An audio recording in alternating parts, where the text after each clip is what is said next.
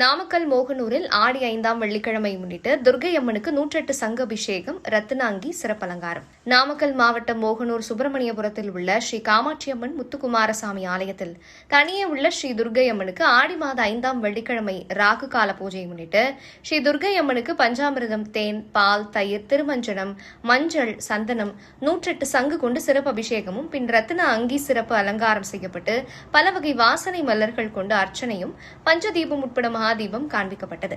இதில் ஏராளமான பெண்கள் கலந்து கொண்டு எலுமிச்சை விளக்கு ஏற்றி ஸ்ரீ துர்க்கை அம்மனை வணங்கி சென்றனர்.